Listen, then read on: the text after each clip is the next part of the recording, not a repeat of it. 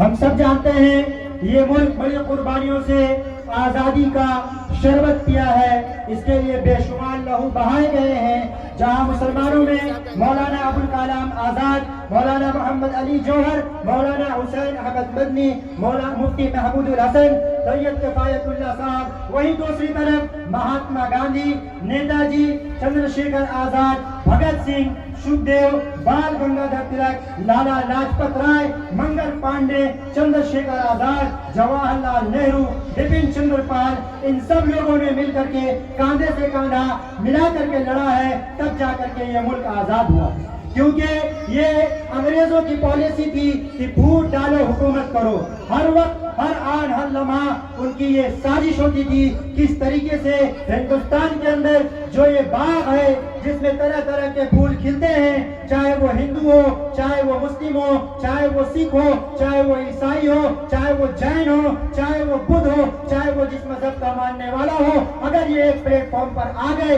ایک ساتھ مل کر اگر یہ ہمارے مقابلے میں آ گئے تو یہ ہم کو اکھاڑ پھینکیں گے۔ تو شروع سے لے کر روز اول سے ان کی یہ حکمت عملی تھی کہ انہیں آپس میں لڑایا جائے، انہیں ایک دوسرے سے بدگمان کیا جائے، انہیں ایک پلیٹ فارم پر نہ لایا جائے۔ اس کو سمجھا گیا، ایک دوسرے کو سمجھایا گیا، وقت کی ضرورت کو محسوس کی گئی، ہندو اور مسلمان کو ایک ساتھ بیٹھ کر اس بات کو سوچنے پر مجبور ہونا پڑا کہ ہم کب تک غلامی کی زندگی گزاریں گے۔ تب ایک صبح اس دن کی بھی آئی 1857 سے لے کر کے جب مسلمانوں نے سب سے پہلے جنگ آزادی کا اعلان کیا اور فتویٰ دیا گیا انگریزوں کے خلاف، تو ہندو بھائی بھی جب 1907 سے لے کر کے گاندھی جی ہندوستان کے اندر آئے، 1912، 1942، 1932 میں انہوں نے ہندوستان چھوڑو کی تحریک، سول نافرمانی کی تحریک اور جو ہے اور مختلف طرح کی تحریکوں کے ذریعے سے ہندوؤں کو مسلمانوں کے ساتھ ساتھ لا کر کھڑا کیا۔ ایک طرح سے دو بازو بنے،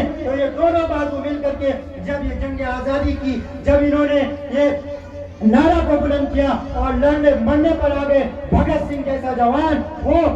قربانی دینے کے لیے پھانسی کے پھندے پہ چڑھ گیا اور اس نے اپنی زندگی کا کوئی مول نہ سمجھا، وطن کے لیے اپنے دوستوں کے ساتھ ہنستے ہنستے قربان ہو گیا۔ تب پھر جا کر کے یہ ملک آج ہندوستان آزاد ہو کر کے آزادی کے فضا میں سانس لے رہا ہے۔ کہ وہ بھگت سنگھ جیل میں رہتے رہتے وہ یہ کہہ رہا ہے کہ میرے جذبوں میں اس قدر واقف ہے میرا قلم، میرے جذباتوں سے اس قدر واقف ہے میرا قلم، میں عشق بھی لکھنا چاہتا ہوں تو انقلاب لکھا جاتا ہے، میں عشق بھی لکھنا چاہتا ہوں تو انقلاب لکھا جاتا ہے۔ ایسی قربانیوں کے بعد آج یہ وطن ہمارے سامنے ہے۔ اس وقت کی ضرورت یہ ہے کہ جو ایکتا اور جو بھائی چارہ اس وقت ہمارے بزرگوں نے دکھایا کہ ہندوستان کے آزاد فضا میں ہم سانس لے رہے ہیں، آج بھی اس ہندوستان کے اندر میں جو غلامی آ رہی ہے وہ بھید بھاؤ کی، ذات پات کی، ہندو مسلم کی، وہ بھی کیسے ختم ہو جائے، ایک پلیٹ فارم پر ہم جمع ہو جائے